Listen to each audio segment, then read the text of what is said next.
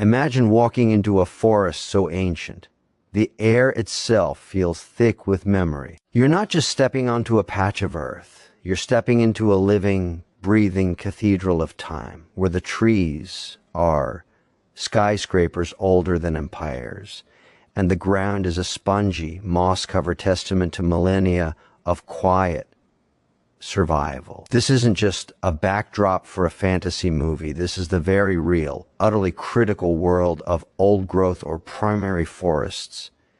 And what I'm about to share with you will fundamentally change how you see every single patch of green on this planet. We often hear about the Amazon or the Great Boreal Forests, but the true, profound secrets, the ones that rewrite textbooks and hold the keys to our future, are hidden in the specific, intricate workings of these ancient ecosystems. Let's begin with the most shocking fact of all.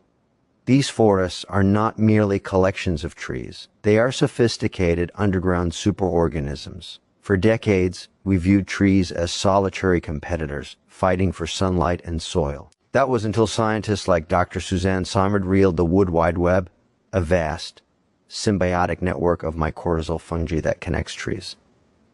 This isn't poetic metaphor, it's hard science. Through this fungal network, trees can share resources, sugars, nutrients, even warnings. A mother tree, a central hub, can nurture her own seedlings by diverting carbon to them through the fungal threads. A tree under attack by insects can send chemical signals through this network to its neighbors, who then preemptively boost their own defenses.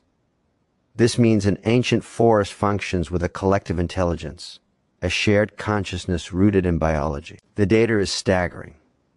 A single old-growth forest plot can host over 50 kilometers of these fungal connections in just 1 cubic meter of soil.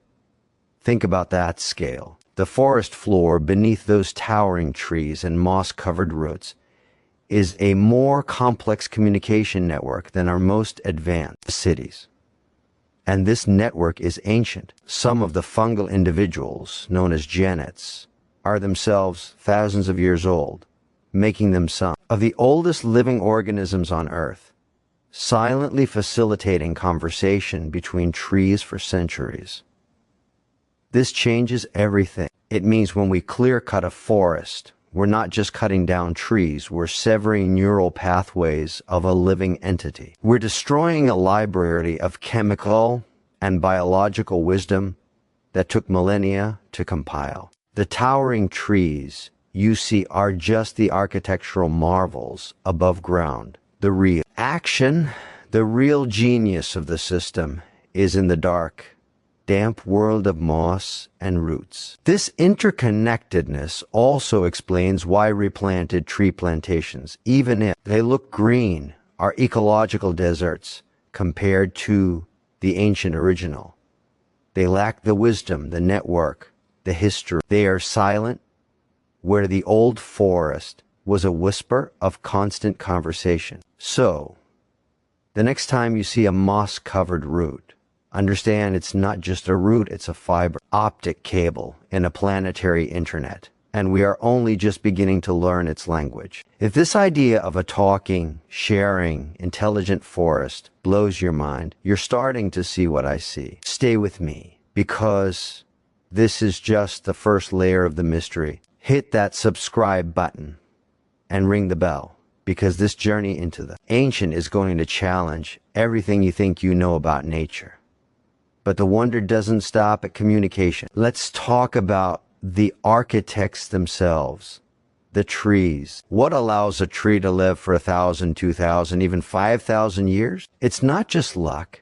It's a masterpiece of biological engineering perfected over aeons. Take the bristlecone pine, or certain species of cedar and spruce found in these ancient groves. Their longevity secret is a strategy called modular growth. Unlike us, with our vital organs, a tree's life is decentralized. If one part is damaged, a limb struck by lightning, a root invaded by rot, the tree can compartmentalize the damage, sealing it off and allowing other sections to thrive independently. It's a survival strategy built on redundancy, not centralized command. Furthermore, these ancient trees grow incredibly slowly. In a harsh, high-altitude environment, a tree might add only an inch of girth over a century. This slow growth creates wood of incredible density, resinous and resistant to pests, fungi, and fire. Their very slowness is their superpower. And then there's the data from dendrochronology, the science of tree ring dating. The core sample from an ancient tree isn't just a record of its age, it's a high-resolution climate archive for the entire planet. Each ring's width, density, and chemical composition tells a story of that year's rainfall, temperature, atmospheric composition, and even cosmic events like solar flares. A sequoia's rings can tell us about droughts during the Roman Empire. A preserved bog oak can detail volcanic winters from millennia ago. These trees are stone-cold historians, their bodies containing a data log we are only now learning to fully decode. They hold records of atmospheric carbon levels that prove, beyond any doubt, the unprecedented spike caused by human industry. They are the silent witnesses, and their testimony is written in cellulose and lignin. Their towering presence is a direct challenge to our short-term thinking, a living reminder that stability and resilience come from adaptation over immense timescales, not quarterly growth reports. They teach us that sometimes the key to survival isn't growing fast, but growing wise, building strength slowly and surely, connected to a community that supports you. This is the lesson of the ancient tree, a lesson we desperately need to hear. Now let's descend from the canopy and step into the cool, dimly lit world of the forest floor. A realm dominated by those mesmerizing moss-covered roots and a carpet of green that feels like walking on a dream. This understory is not merely decoration. It's the engine room of the forest climate control and biodiversity. We'll start with the moss itself.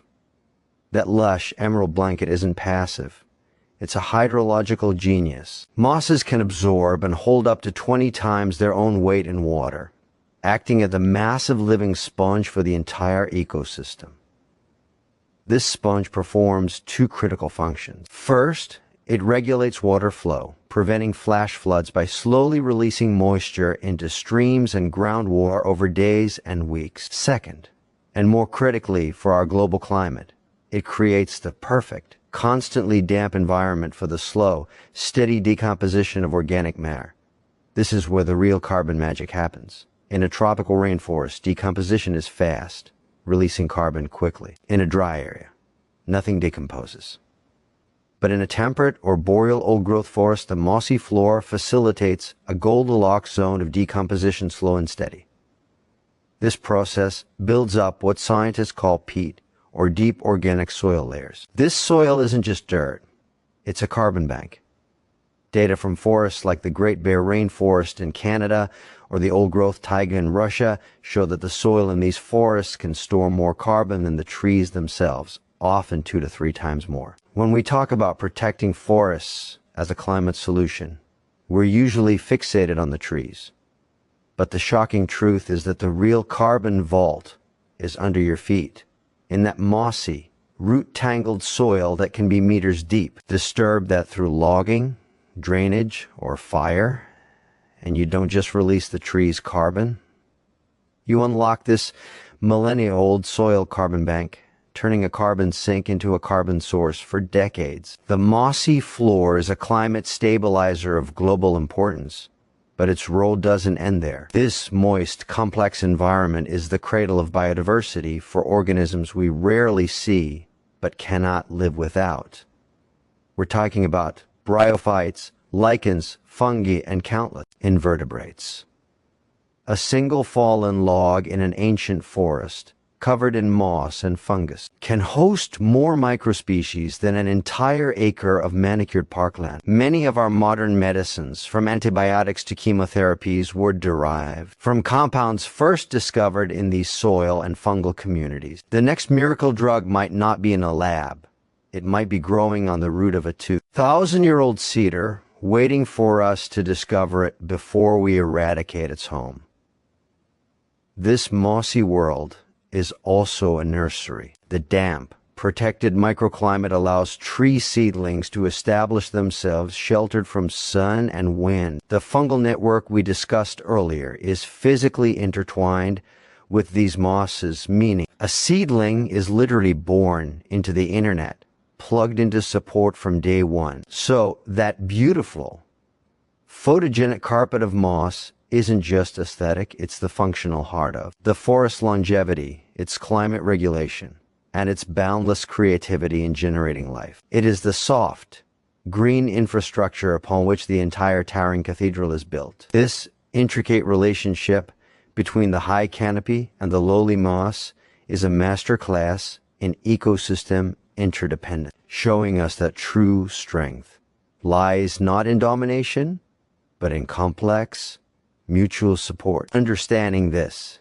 should make us look at every patch of moss with reverence, for it is a key player in the planet's life support system. If you're realizing how much we've overlooked in these ancient places, that's exactly the point. Share this video with someone who needs to see this perspective. We need to change the conversation, one viewer at a time. Let's zoom out from the moss and consider the forest's architecture. The structure of an ancient forest is unlike any younger woodland. It's multi-story, complex, and full of what ecologists call biological legacies. When a giant finally falls from wind, age, or fire, it doesn't mark an end, but a transformation. That fallen monarch becomes a nurse log. Its decaying body provides a raised, nutrient-rich, moist bed for the next generation of trees. Walk through an ancient forest in the Pacific Northwest, and you'll see lines of young hemlocks or spruces growing straight out of the spine of a fallen giant. They are literally standing on the shoulders of their ancestors. This vertical complexity creates a mosaic of microhabitats. The high canopy is home to birds and mammals that never touch the ground. The mid-canopy hosts another suite of life. The understory, the shrub layer, the herb layer, the moss layer, and finally the below-ground layer. Each is a distinct world. This spatial heterogeneity is why ancient forests have exponentially higher biodiversity than managed forests. They offer niches for specialized species that cannot exist elsewhere. The spotted owl is the famous example, needing large tracts of old growth for nesting and hunting. But it's just one of thousands.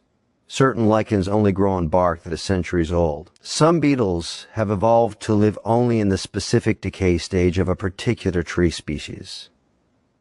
This hyperspecialization is the result of stable, long-term conditions, the kind only an ancient, undisturbed forest can provide. It's a lesson in creating stable, complex societies.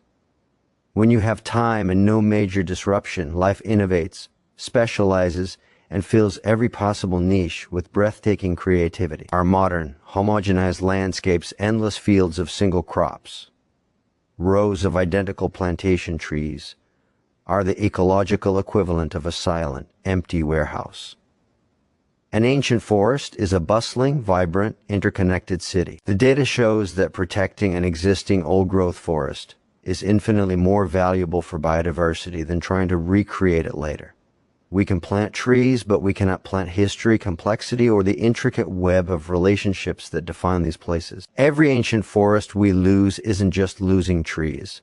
We are losing entire civilizations of non-human life, countless chapters in the story of evolution, erased before we even read them. This architectural marvel, built over centuries, is the most diverse and resilient living system we know, and its blueprint is written in the language of time, disturbance, and recovery, a language we are only beginning to translate and must strive to protect. This brings us to the most pressing and uncomfortable chapter of our story, the sheer, staggering scale of loss, and the silent, ongoing crisis that most of the world is ignoring. We've marveled at the communication networks, the engineering wonders of the trees, the climate-regulating moss, and the architectural complexity.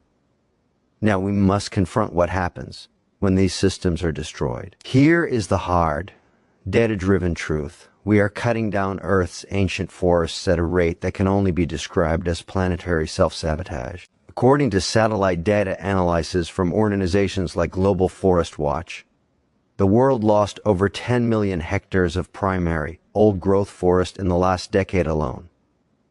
That's an area roughly the size of Iceland, gone every single year. But raw hectare numbers don't capture the full tragedy. The loss is not uniform. The most biodiverse, irreplaceable forests in the tropics and the massive carbon vaults of the boreal north are being targeted. In the Amazon, primary forest loss continues, driven by agriculture and resource extraction. In Canada, one of the world's last great bastions of temperate old growth, hundreds of thousands of hectares of primary forest are logged annually, much of it for products like toilet paper and cardboard packaging. The rationale is often that these forests are renewable because we can plant new trees. But as you now know, that is a catastrophic fallacy. A replanted tree farm is to an ancient forest what a plasterboard shack is to the Sistine Chapel. They share a basic material, but that's where the similarity ends. The ancient forest carbon storage, biodiversity, hydrological function, and cultural value are gone for centuries, if not millennia. The data on carbon release is terrifying. When an old-growth forest is logged, only about half the carbon is stored in long-lived wood products. The rest from the shattered soil, the decomposing roots and branches left behind, the loss of the living carbon sink, is released to the atmosphere. A 2021 study published in Nature concluded that protecting existing, high-integrity forests is the single most effective, immediate, and cost-effective natural climate solution available to us. It's more urgent than planting new trees. Yet, our policies and economies treat these ancient ecosystems as expendable inventory. The loss isn't just ecological, it's a profound human and cultural tragedy. Indigenous communities, who have been the guardians of these forests for millennia, seeing them not as resources but as kin, are displaced, and their knowledge systems, which are libraries of ecological wisdom, are destroyed. The ancient forest isn't just a place, it's a worldview, a relationship with the living world that modernity has largely forgotten. When we lose the forest, we lose potential medicines, we lose climate stability, we lose genetic libraries, and we lose a part of our own humanity, our sense of awe, our connection to deep time, our humility in the face of something older and wiser than our entire civilization. This isn't alarmism, it's arithmetic. The data lines are clear. The curve of forest loss is steep, and the curve of our understanding of their value is steep, but the curve of protective action is far too shallow. We are in a race between comprehension and destruction. And right now, destruction is winning. But understanding the depth of the problem is the first step toward forging a solution. This isn't just about saving pretty trees. It's about safeguarding the fundamental operating systems of our planet. If this reality hits you hard, let that feeling fuel action. Like this video, comment below with what surprised you most, and let's build a community that values the ancient and irreplaceable. So where is the hope? It lies in a radical shift in perspective, from seeing ancient forests as standing timber to recognizing them as global public goods, as essential infrastructure for a stable climate and a thriving biosphere. The solutions are multifaceted and must happen at every level. First, the science is now unequivocal. We need to stop the industrial logging of primary and old-growth forests immediately. This is not a radical environmental stance, it's a rational risk management decision for our climate and biodiversity. Countries like Canada, the US, Russia, and Brazil must transition their forestry sectors away from primary forest extraction and towards sustainable management of already degraded lands and secondary forests. Second, we must support and legally empower indigenous land stewardship. Study after study shows that forests under indigenous management have equal or lower deforestation rates than government-protected areas. Their knowledge systems, built over thousands of years of coevolution with the forest, are the single best guide we have for how to coexist with these ecosystems. Third, we need to reform global supply chains. As consumers, we have power. We can demand transparency and choose products certified by the most rigorous standards that explicitly protect old-growth forests, like FSC with strict old-growth protection clauses, though even this needs scrutiny. We can reduce our consumption of single-use paper and wood products that often come from virgin forests. Fourth, we need innovative financing. Concepts like debt for nature swaps, where a country's foreign debt is reduced in exchange for protecting critical forest areas, are proving effective. Payments for ecosystem services, whereby the carbon storage, water filtration, and biodiversity of a standing forest are given tangible economic value, can make preservation more profitable than destruction. Finally, and perhaps most importantly, we need to cultivate a cultural reverence for the ancient.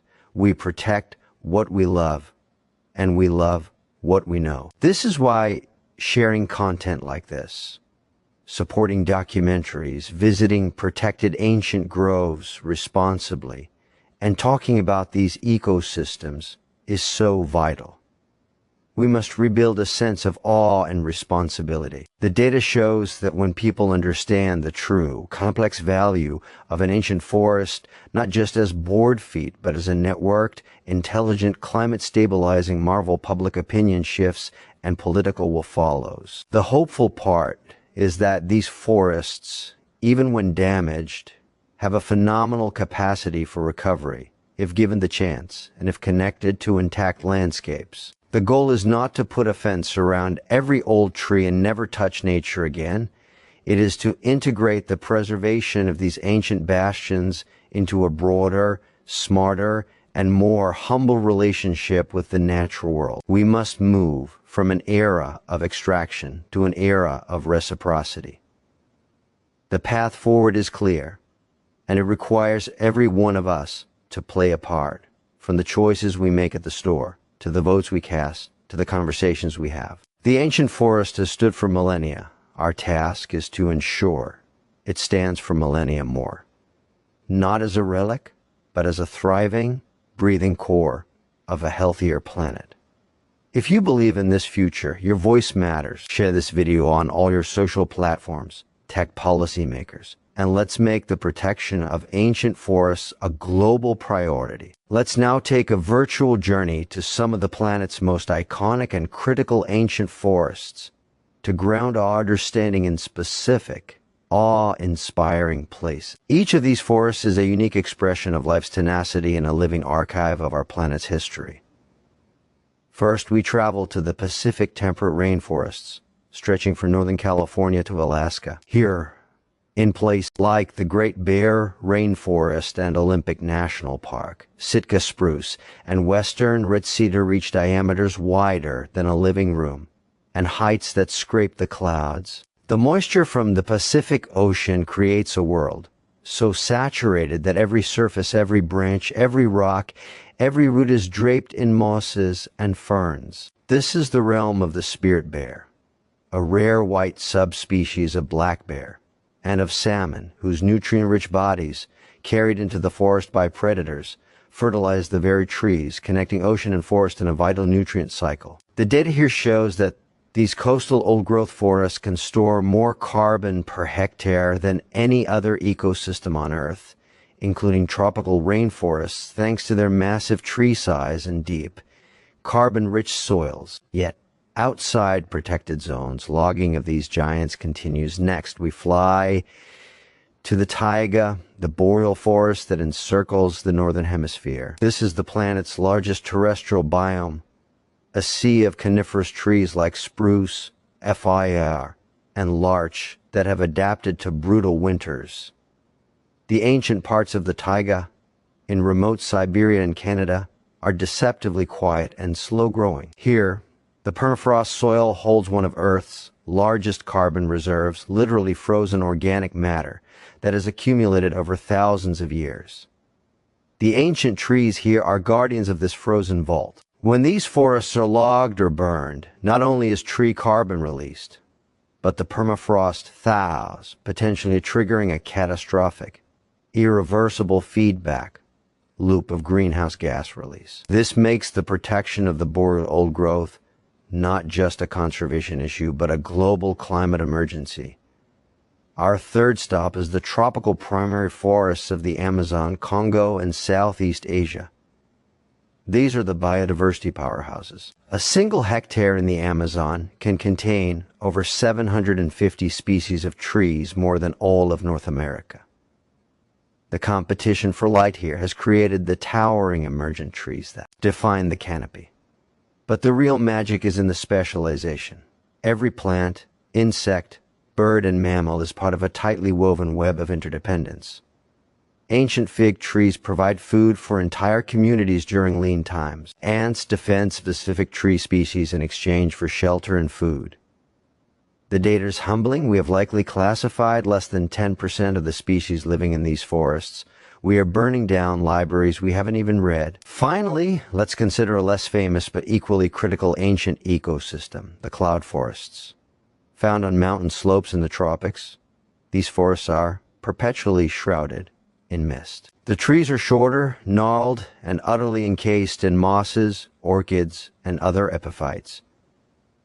They are natural water towers, capturing moisture from the clouds and releasing it steadily to supply fresh water to millions of people downstream. Their vulnerability to climate change is acute.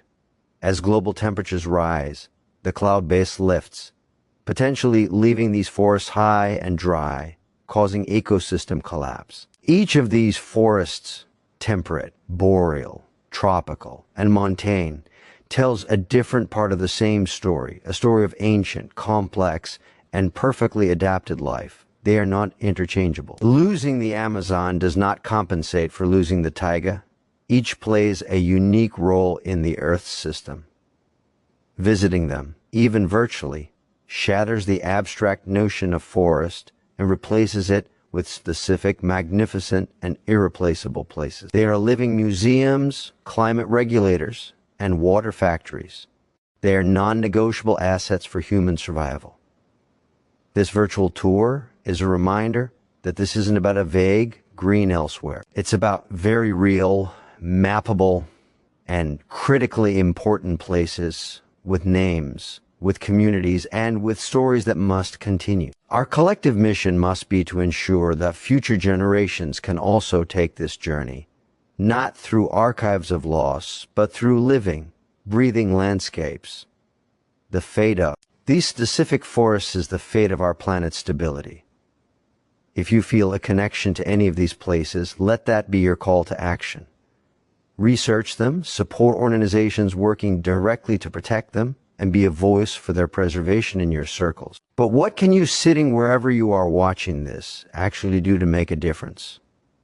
The scale of the problem can feel paralyzing, but collective action is built from individual choices. Your leverage exists in 3 key areas: your wallet, your voice, and your daily habits. First, the wallet. Be a detective about wood and paper products.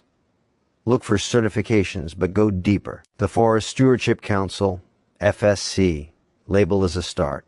But seek out brands that explicitly state they do not use fiber from ancient or endangered forests. Reduce consumption of disposable paper products. Choose recycled toilet paper, napkins, and printer paper. The tissue industry is a major driver of boreal and temperate old-growth logging. Your choice matters. When it comes to food, be aware that a significant driver of tropical deforestation is agriculture, specifically beef, soy, often used as animal feed, palm oil, and cocoa. Choosing products with deforestation-free commitments or reducing consumption of these commodities can send a powerful market signal. Second, your voice. This is perhaps your most powerful tool. Talk about what you've learned here. Share this video and others like it. Social media algorithms respond to engagement, make ancient forests a topic they promote. Write to your political representatives at local, national, and international levels. Demand that trade deals include enforceable clauses to prevent deforestation. Advocate for your country to finance international forest conservation and to protect its own primary forests. To support non-governmental organizations that are on the front lines, from global groups like the World Wildlife Fund or Rainforest Alliance to local, grassroots, organizations and indigenous land defense funds. Donate if you can. Even a small monthly amount creates predictable support for their work. Third, your daily habits. Cultivate a connection to nature where you live. You don't need an ancient forest to develop a conservation ethic. Visit local parks, observe the trees, the fungi, the soil. The more connected you feel to the nature around you, the more you'll advocate for the nature far away. Reduce your overall carbon footprint.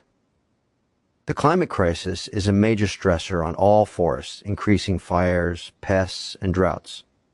Driving less, conserving energy, and supporting renewable energy all contribute to the stability that ancient forests need to survive. Educate yourself continuously.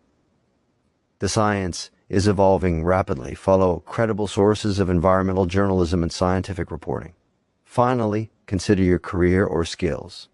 Can you apply them to the cause? Lawyers, communicators, scientists, teachers, artists, engineers, every profession has a role to play in the systemic shift we need. The goal is not perfection, but persistent, informed pressure on the systems driving deforestation. You are not a drop in the ocean. You are part of the wave. Every email sent, every conscious purchase, every conversation started adds momentum.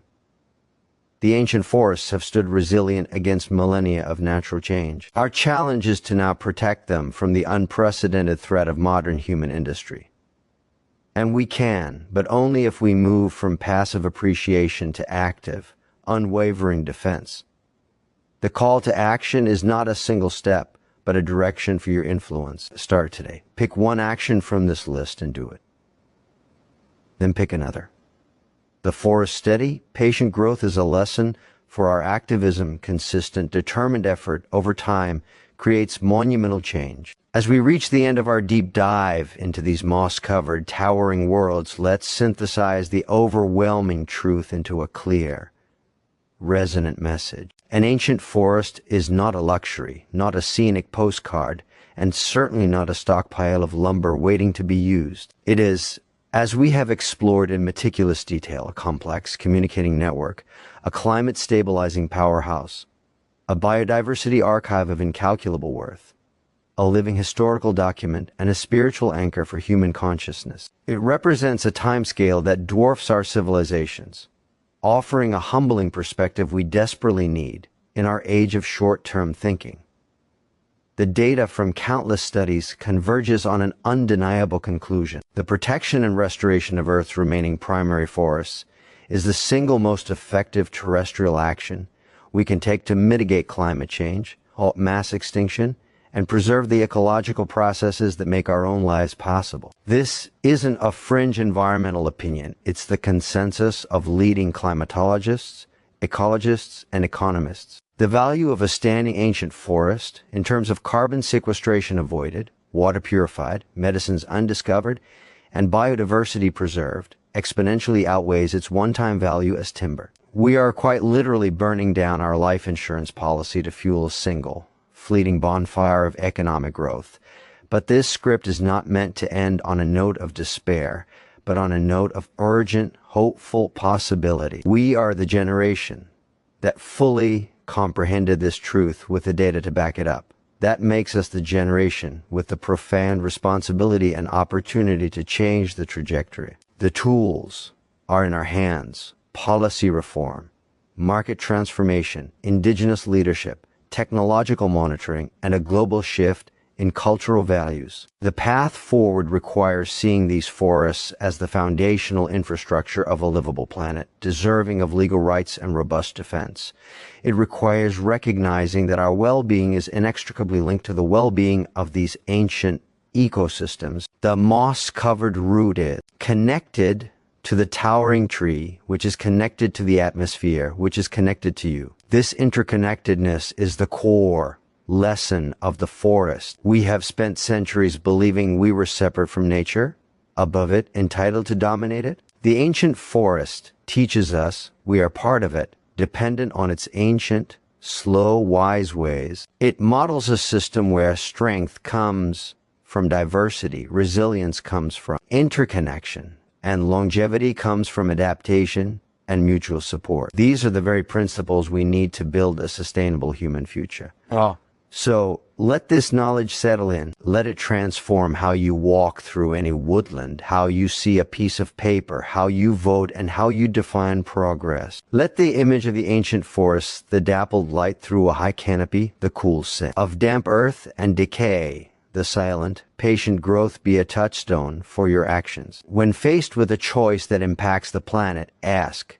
does this honor the wisdom of the ancient forest? Or does it repeat the old mistakes of extraction and short-term gain? This is the moral and practical compass these ecosystems offer us. In closing, I have one overarching call to action for you, the viewer, who has stayed with me through this 5,000-word journey. Do not let this be just another video you watch. Let it be a catalyst. First, subscribe to this channel and hit the bell. My mission is to turn complex, critical ecological truths into engaging narratives, and I need you in this community to amplify this message. Second, share this video widely. Share it on WhatsApp, on Twitter, on Facebook, on Instagram. Send it to your family group chat, to your colleagues, to your teachers. We need to break the algorithm that favors distraction and inject this essential knowledge into the mainstream. Third, go to the comments. I want to hear from you. Tell me which fact shocked you the most. Tell me about an ancient tree or forest that you love. Ask questions. This is where we build a community of the informed and the motivated. Fourth, take the 1-hour action plan. Right after this video ends, spend the next 60 minutes doing one tangible thing. That could be signing a petition from a reputable conservation organization, writing a pre-drafted email to your political representative. I will provide links in the description. Switching one paper product in your home to a 100% recycled alternative, or setting up a small monthly donation to an indigenous land defender fund. 1 hour, one action. That's how waves start. The links to everything you need further reading, scientific studies, organizations to support, petitions to sign are all in the video description below. I've vetted these resources. They are your toolkit. Finally, carry this story with you. Be an ambassador for the ancient. When you hear someone say, it's just a tree, you now have the knowledge to explain why it is so much more. You have the data. You have the narrative. You have the moral imperative. The ancient forests have stood for millennia in patient resilience. They cannot speak for themselves in our halls of power or in our marketplaces. They need us to be their voice. Let's make sure that in 100 years, people can still walk into a forest where the air feels thick with memory, where trees tower as skyscrapers of time, and where moss covers roots that connect a living world. Let's ensure that the story of the ancient forest does not become a eulogy, but a continuing epic of life, wisdom, and interconnected wonder. Thank you for watching, for learning, and for caring. The future is not yet written. Let's write it together with the ancient forest standing tall.